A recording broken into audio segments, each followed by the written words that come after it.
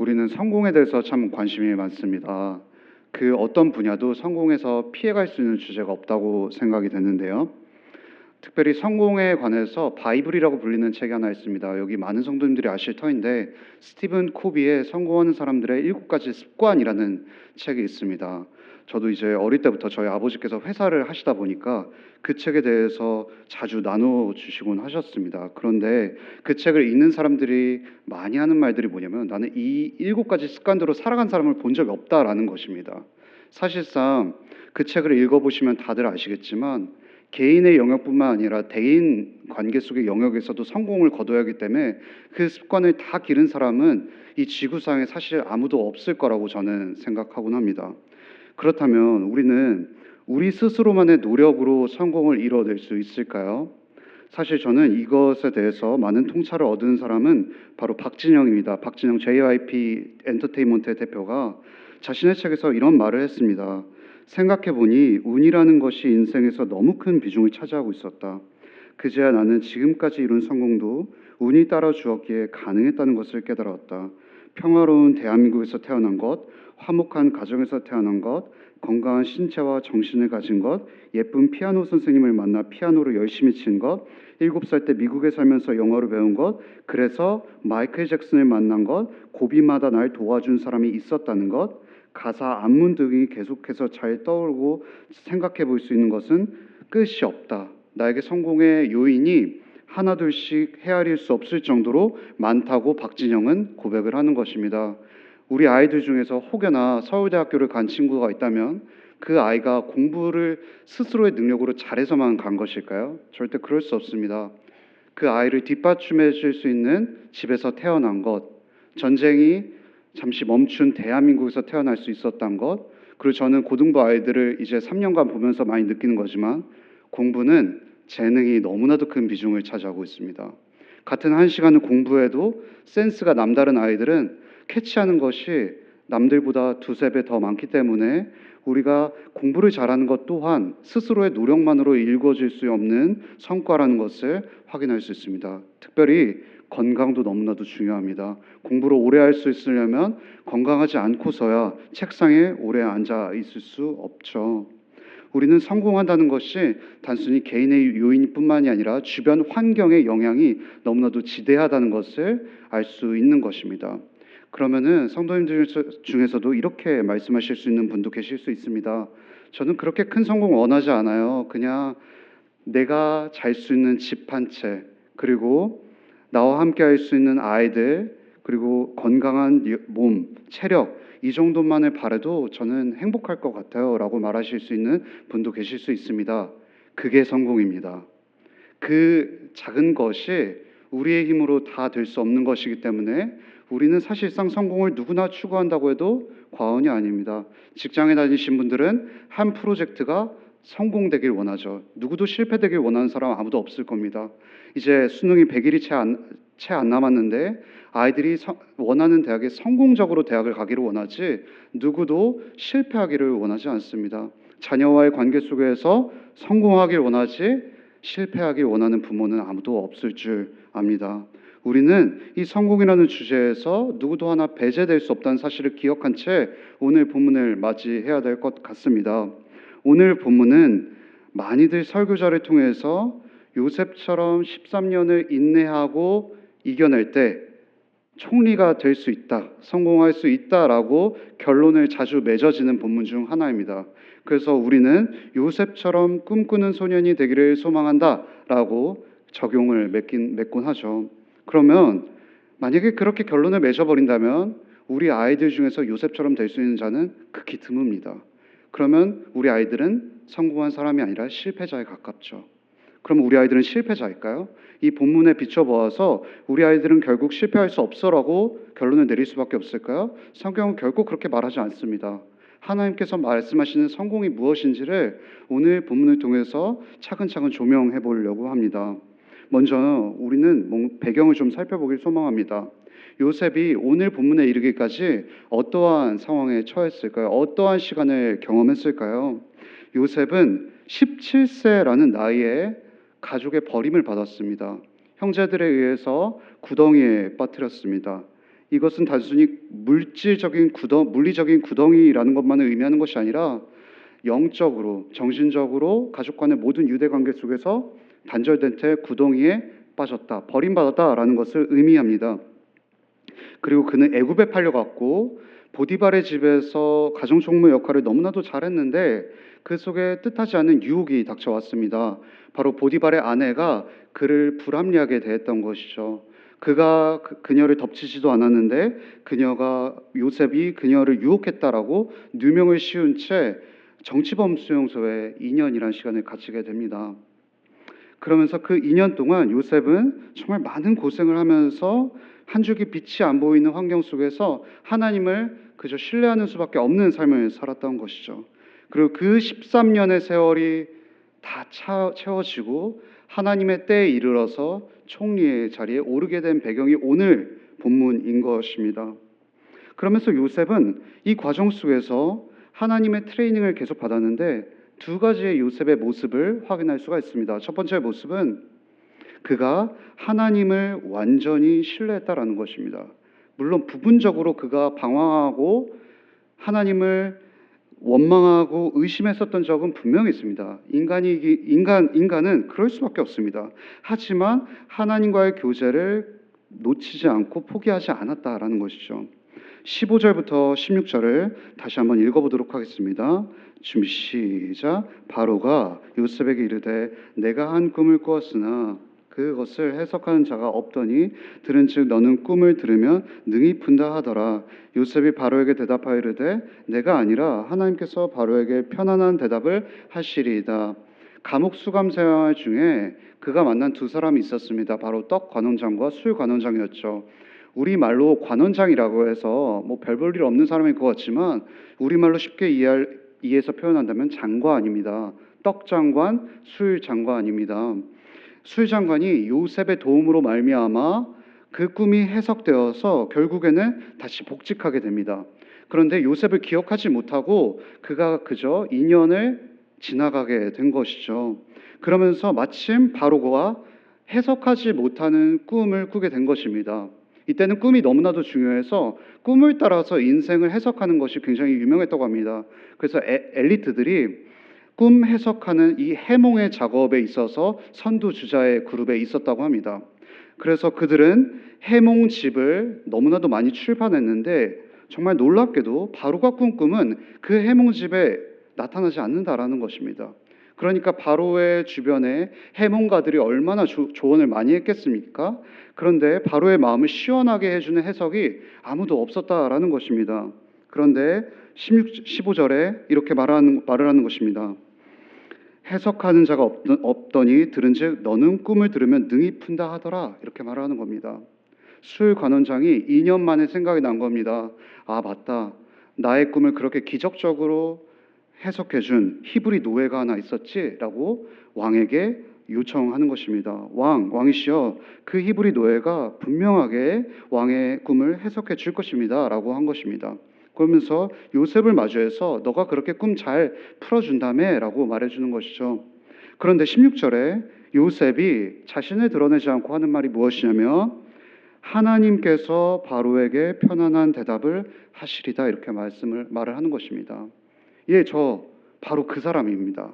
술 관원장을 복직해 줄 수 있었던 저 요셉입니다라고 말을 하지 않고 하나님께서 바로 당신에게 편안한 대답을 해주실 거예요라고 말하는 것이죠. 여기서 편안한이란 말은 우리가 너무나도 잘 아는 히브리어 샬롬입니다. 샬롬은 평안이라는 뜻을 갖고 있지 않습니까? 하나님께서 당신의 꿈을 평안하게 완벽하게 해석해 줄 것이에요 라고 선언하는 것입니다. 이것은 오버랩되는 장면이 있는데 창세기 40장 8절입니다. 제가 읽어드리겠습니다. 그들이 그에게 이르되 우리가 꿈을 꿨으나 이르되 해석할 자가 없도다. 요셉이 그들에게 이르되 해석은 하나님께 있지 아니하나이까 이렇게 말하는 것입니다. 여기서 핵심은 무엇이냐면 해석은 나에게 있다라고 말하는 것이 아니라 하나님께 있다라고 말을 하는 것입니다. 이 말을 한 요셉의 배경은 무엇이냐면 바로 불과 몇 년 전 감옥에서 일어났던 일입니다. 술관원장과 떡관원장의 꿈을 해석해 주면서 내 입술로 이 꿈을 해석해 주는 것 같지만 결국 이 꿈을 알려주신 분은 하나님께 있다라고 말하는 것입니다. 사람의 지혜가 아니라 하나님의 지혜에 모든 열쇠가 달려있다라고 말하는 것이죠. 그러면서 2년 동안 요셉이 잊혀지는 가운데서 요셉은 많이 성품이 뒤틀려질 수도 있고 하나님을 포기할 수도 있습니다. 그러면서 그는 하나님을 더 이상 신뢰하지 않을 수 있음에도 불구하고 2년이 지난 이 시점 속에서도 바로를 만난 이 일생일대의 중요한 순간에 하나님께서 당신의 꿈을 평안하게 해석해 줄 거라고 여전히 그의 신뢰가 흔들리지 않았다는 것을 보여주는 것이죠. 이것은 무엇을 말하는 걸까요? 여전히 우리 인생의 답은 하나님께 있다라는 그 신뢰가 흔들리지 않았다라는 것입니다. 물론 그 인생 속에서 얼마나 질문을 많이 던졌겠습니까? 하지만 그 앞이 보이지 않는 감옥의 순간 속에서도 이것만큼은 포기할 수 없었던 것이죠. 그리고 요셉이 하나님을 신뢰한 것뿐만이 아니라 계속해서 또한 느껴지는 것이 무엇이냐면 25절을 한번 같이 읽어보도록 하겠습니다. 25절 준비 시작. 요셉이 바로에게 아뢰되 바로의 꿈은 하나라. 하나님이 그가 하실 일을 바로에게 보이심이다. 요셉이 하나님을 신뢰했다라는 또 중요한 키가 무엇이냐면 바로 25절에 있습니다.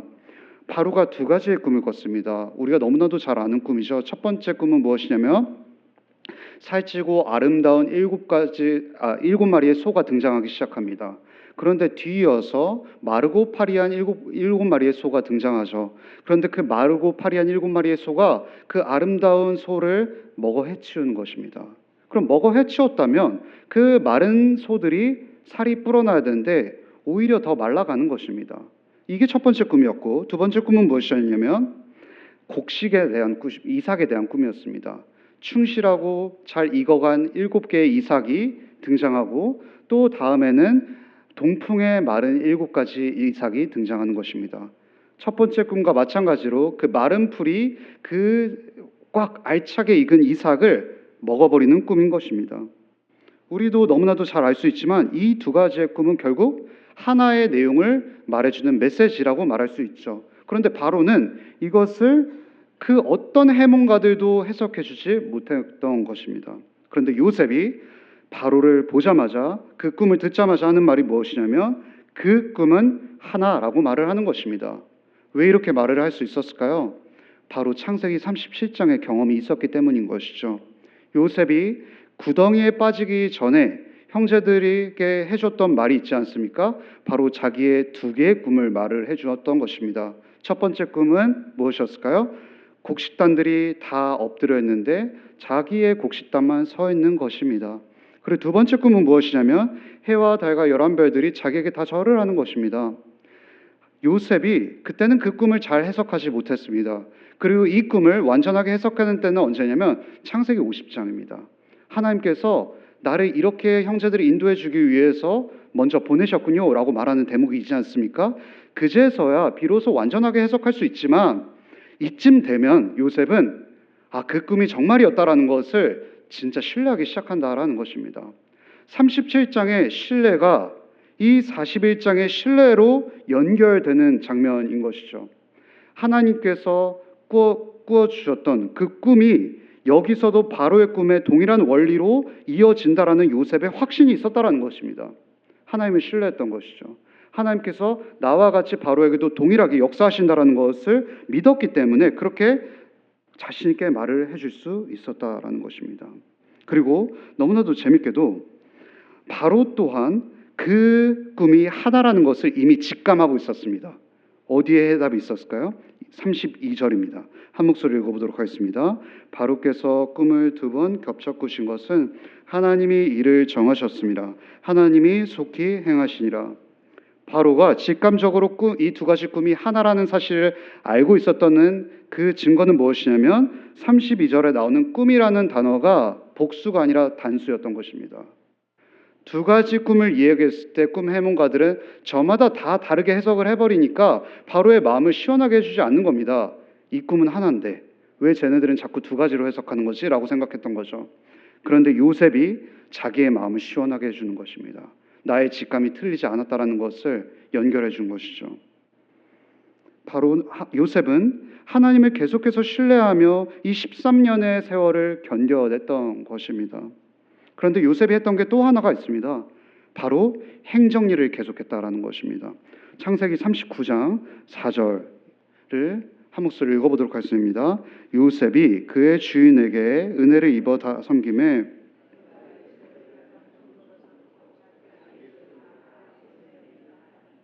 창세기는 41장으로 끝나는 것이 아니라 50장에 끝납니다. 41장이 되어야 총리가 되는데 총리가 되기까지 요셉이 겪은 고난의 세월은 13년입니다. 그러면은 요셉이 110세까지 살지 않습니까? 그러면 자연스럽게 계산을 하다 보면 총리를 몇 년을 하냐면 30세부터 110세까지 하니까 80년의 세월을 하는 거죠. 우리는 그러면은 13년의 세월과 그 80년의 세월 중에 우리에게 더 많이 느리게 지나가는 것은 무엇일까요? 13년입니다. 왜냐하면 고난은 하루하루가 너무 벅차기 때문인 것입니다. 그럼 우리가 요셉의 삶을 단편적으로 13년의 세월은 허비되는 시간이야 라고 결론 지을 수도 있습니다.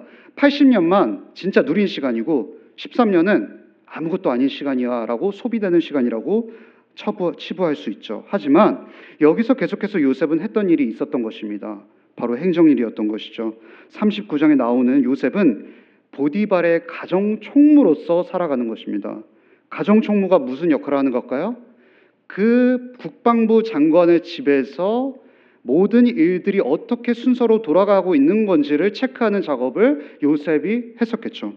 그 집은 단순히 한 개인의 집이 아니라 국방부 장관의 집이었기 때문에 오늘날로 치면 작은 기업의 해당이 될 것입니다. 우리가 흔히 가수 아이유도 움직이는 기업이라고 하지 않습니까? 하지 않습니까? 국방부 장관의 집도 마찬가지였겠죠. 그 집을 돌아가게 하기 위해서라면 요셉은 행정일에 능통해야 했습니다. 이때부터 연마한 것이죠. 여기서 멈췄을까요? 39장 21절 22절을 제가 읽어드리겠습니다. 여호와께서 요셉과 함께 하시고 그에게 인자를 더하사 간수장에게 은혜를 받게 하심에 간수장이 옥중 죄수를 다 요셉의 손에 맡김으로 그 재반 사물을 요셉이 처리하고 그 2년의 감옥 세월이 요셉에게 허송 세월처럼 느껴졌지만 하나님은 그 세월 속에서도 행정일을 멈추지 않게 하신 겁니다. 재반 사물을 요셉에게 처리하는 역할을 맡기게 하신 거죠. 그리고 39장을 유심히 읽어본 성도님들이 계시다면 알 수 있지만 술 관원장과 떡 관원장을 섬기는 일을 하게 합니다. 그 섬기는 일을 훗날 왕을 보좌하는 일을 미리 경험케 하는 거죠. 하나님께서는 그저 허송세월로 시간을 낭비하게 하신 것이 아니라 요셉을 80년의 세월을 위해 준비시켜가고 있던 차였던 것입니다. 하루도 허비되는 시간이 없었던 것입니다. 창세기 41장 33절부터 36절을 한번 읽어보도록 하겠습니다. 이제 바로께서는 명철하고 지혜 있는 사람을 택하여 애굽 땅을 다스리게 하시고 바로께서 또 이같이 행하사 나라 안에 감독관들을 두어 그 7해 풍년에 애굽 땅의 5분의 1을 거두되 그들로 장차올 풍년의 모든 곡물을 거두고 그 곡물을 바로의 손에 돌려 양식을 위하여 각 성읍에 쌓아두게 하소서. 이와 같이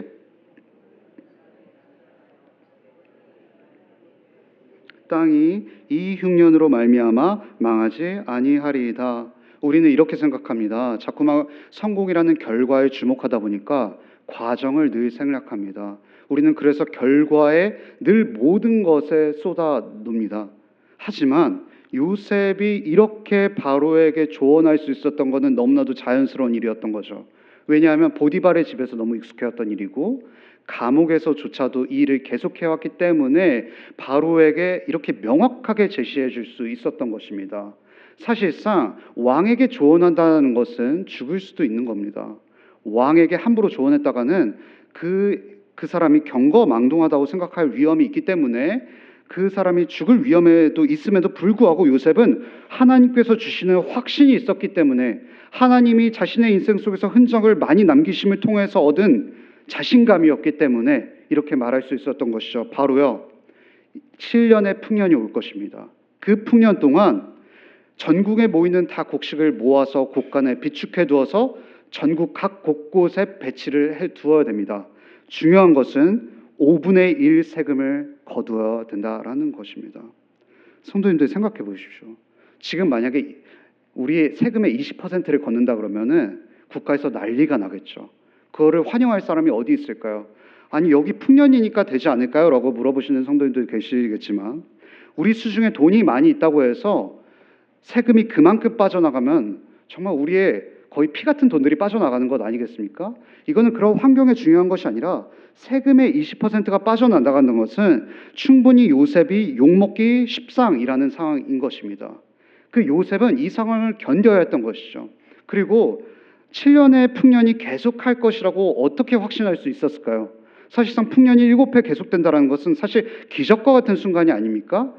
1년, 2년, 3년, 4년, 5년이 지난다고 해서 그 백성들이 의심의 눈초리가 멈출 수가 없는 겁니다. 7년의 세월을 견뎌야 하는 것이죠. 그리고 7년 차가 되었을 때 다음에 흉년이 일어나지 않으면 요셉의 말은 거짓말이었던 것입니다. 그러면 이렇게 평가하겠죠. 사리사욕 채우려고 20% 걷었구나라는 의심을 사기 쉬울 것입니다. 그 7년의 세월을 요셉은 하나님을 계속해서 신뢰했던 것입니다. 우리가 오해할 수 있습니다. 총리 되면 만사형통이라고 생각할 수 있습니다. 더 이상 하나님 신뢰하지 않아도 돼라고 말할 수 있지만 사실상 이제부터가 본격적인 시작이었던 것입니다. 사람들의 모든 원망을 들을 준비를 할 상황 속에서 요셉은 하나님을 더욱 붙잡지 않으면 총리의 역할을 제대로 수행할 수 없는 상황에 놓여졌던 것이죠. 우리는 오해합니다. 성공하면 모든 것이 끝나서 더 이상 일하지 않아도 돼라고 말할 수 있지만 우리는 그 다음부터가 너무나도 중요한 거죠. 요셉은 총리가 되기 이전에도 하나님을 신뢰해야 됐고 총리가 된 이후에 하나님을 더 신뢰해야 됐다라는 것입니다. 그렇기 때문에 하나님을 신뢰하는 것과 성공은 뗄래야 될 수 없는 것이죠. 성공했다고 해서 하나님을 신뢰하지 않는 것이 아니라는 것입니다. 그렇다면 요셉이 이 거둔 성공 속에서 도대체 세상과의 성공과 뭐가 달랐을까요? 목적에서 확연히 달랐습니다.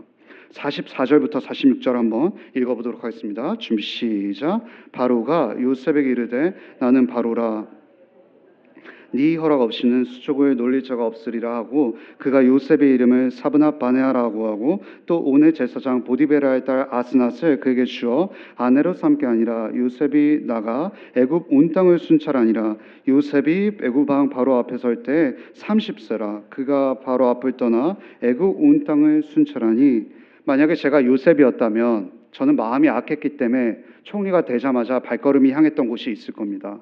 일단은 7일간 파티를 즐겨야 되지 않겠습니까?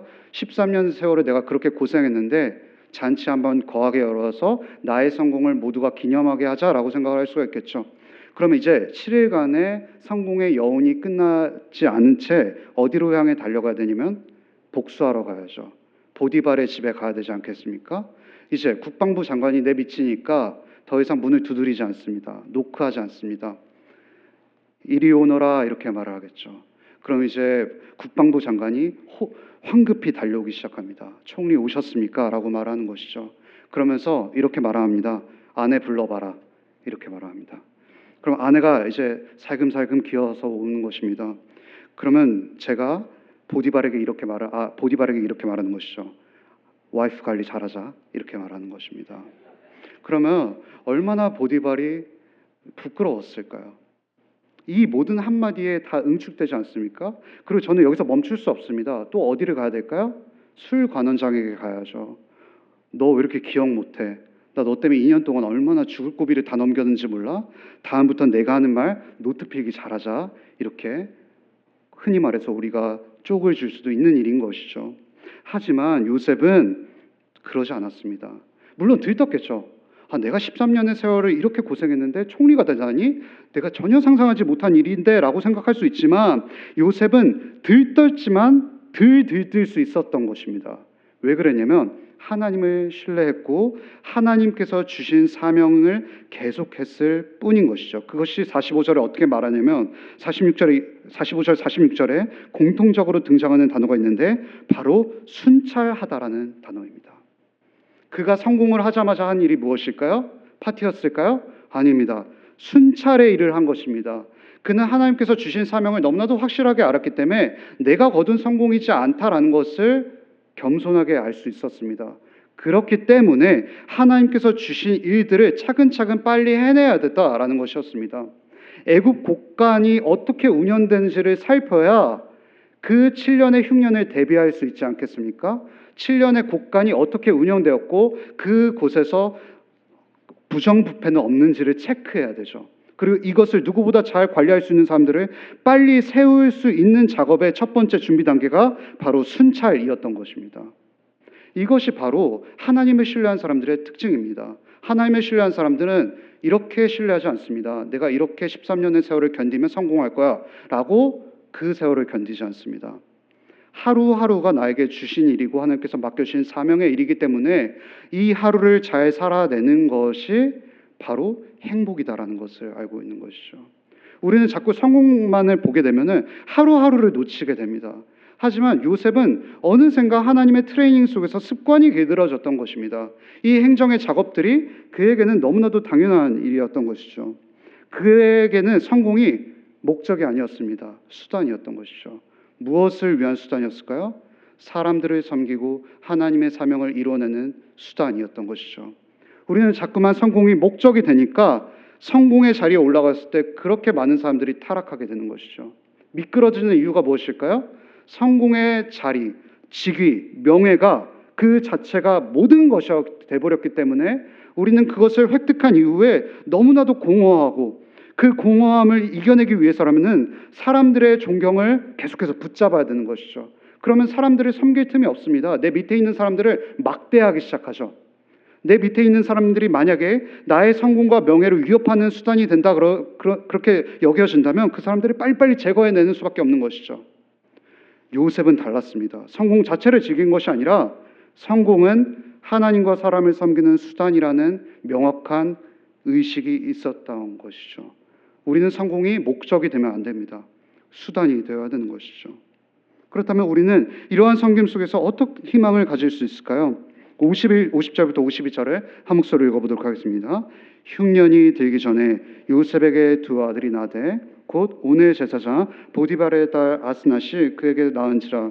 요셉이 그의 장남의 이름을 므낫세라 하였으니 하나님이 내게 내 모든 고난과 내 아버지의 온 집 일을 잊어버리게 하셨다 하미요, 차남의 이름을 에브라임이라 하였으니 하나님이 나를 내가 수고한 땅에서 번성하게 하셨다 함이었더라. 그렇게 섬김을 목적으로 한 요셉의 성공 속에서 낳은 두 아들이 바로 우리가 너무나도 잘 아는 므낫세와 에브라임입니다. 그런데 므낫세의 뜻은 무엇이냐면 잊어버렸다라는 뜻입니다. 그리고 에브라임의 뜻은 번성하다라는 단어인데 이 말은 히브리어로 열매 맺다라는 단어와 굉장히 연관성이 있습니다. 그런데 요셉의 13년과 잊어버렸다와 번성하였다라는 말은 너무나도 어울리지 않는 단어죠. 우리는 그렇죠. 성공해도 고통이 잊어질까요? 나의 상처가 완전히 포맷 될까요? 그럴 수 없습니다. 요셉이 10세에 경험했던 구덩이에 빠졌던 습관은 평생 동안 그에게 정말 고통스럽고 밤에 꿈에 나온다면 밤잠을 설칠 정도로 힘들게 하는 족쇄와 같았을 것입니다. 하지만 그 아들 이름 므낫세, 잊어버렸다라는 것을 통해서 성경이 말하고 싶은 것은 무엇이냐면 요셉의 고통이 지식적으로 잊었다는 것이 아니라 이제 경험적으로 하나님께서 그 고통을 경감시켜주는 작업을 하고 계셨다라는 겁니다. 이게 무슨 말일까요? 그 트라우마가 요셉의 남은 80년을 발목 잡지 않는다라는 것입니다. 발목 잡을 정도로 좌절하게 만들 정도의 고통이 더 이상 되지 않았다라는 것이죠. 우리가 흔히 이렇습니다. 자꾸만 우리 세대 속에서 PTSD라는 단어가 많이 등장하기 시작합니다. 예전에는 중학교 때 선생님께 매 맞는 것이 일상이었는데 이제 아이들이 한 대만 맞아도 선생님 PTSD 올 것 같아요. 교육부에 말해도 될까요? 이제 이런 시대가 되지 않았습니까? 그런데 수많은 심리학자들이 이제 이것을 우려하면서 이제는 PTSD만 말하는 것이 아니라 PTG를 말해야 된다고 합니다. PTG는 뭐냐면 Post Traumatic Growth라고 해서 외상 후 성장이라는 말입니다. 이것은 무슨 말이냐면 우리가 고통 속에서 나 자꾸 힘들어요 라고 말만 하지 말고, 물론 힘들죠 당연히. 그렇지만 그 과정 속에서 성장이 분명히 있다라는 growth를 명시해 줘야 된다라고 말을 하는 것입니다. 우리는 요셉의 삶 속에서 분명히 고통의 순간이 있었지만 요셉은 그것을 알았던 것입니다. 내 안에 하나님께서 작업하신 흔적들이 너무나도 많다. 너무 아프다. 그 형제들의 배반의 숨결이 너무나도 거세지만 하나님께서 나를 자기중심적이고 늘 나밖에 생각하지 못하는 이 요셉이라는 자아의 감옥 속에서 탈출시켜주는 작업이 바로 13년 동안 이루어진 일이구나 라는 것을 깨달은 거죠. 그랬을 때 요셉은 먼 훗날 창세기 50장 속에서 웃으면서 형제들에게 이렇게 말씀할 수 있었던 것이죠. 창세기 50장 20절입니다. 당신들은 나를 해하려 하였으나 하나님은 그것을 선으로 바꾸사 오늘같이 많은 백성의 생명을 구원하게 하시려 하셨나요. 여전히 그 기억은 너무나도 슬프지만 그것이 없었더라면 애굽과 온 백성들 그리고 형제들 아버지 야곱은 살아낼 수 없었겠죠. 그 과정은 꼭 필요했던 거라고 웃으면서 요셉은 말할 수 있었던 것입니다. 이것이 바로 잊었다라는 것입니다. 지식적으로 잊은 것이 아니라 하나님의 마스터 플랜을 보면서 웃으면서 여유 있게 대처할 수 있는 것이죠. 그렇다면 당연히 므낫세뿐만 아니라 에브라임 즉 열매 맺다라는 단어는 당연히 딸려오는 것이겠죠. 그렇다면 우리는 이 요셉의 스토리를 보면서 한 가지 바라볼 인물이 있습니다. 바로 그리스도입니다. 요셉의 스토리를 계속해서 바라보고만 있으면 예수님을 바라보지 않을 수 없습니다. 예수님도 너무나도 중요한 열매를 맺으셨죠. 고린도전서 15장 20절 한번 읽어보도록 하겠습니다. 그러나 이제 그리스도께서 죽은 자 가운데서 다시 살아나사 잠자는 자들의 첫 열매가 되셨다. 예수님도 성공을 쫓아가셨습니다. 그런데 그것은 세상의 성공과는 너무나도 달랐는데 신약 성경에서 첫 열매라고 등장하는 모든 말은 예수 그리스도의 부활을 가리킵니다. 예수님의 성공은 부활과 승천이었습니다.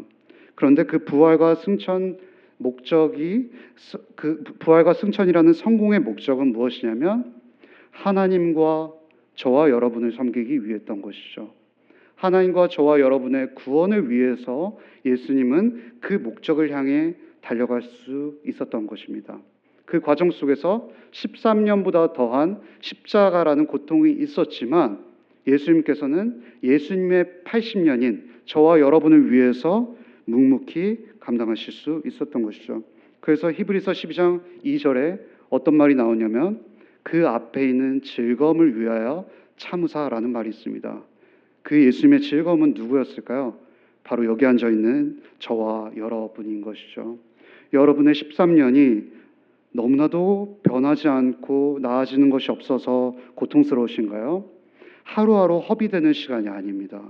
그 모든 시간들을 하나님께서 바라보고 계시고 우리를 위해서 예수님께서 십자가라는 13년보다 더한 고통을 당하셨다는 것을 기억할 때 우리는 오늘 하루를 살아갈 수 있는 용기를 가질 수 있을 것입니다. 모두 이 용기를 품으시면서 남은 삶을 굳건하게 살아가시기를 간절히 소망합니다.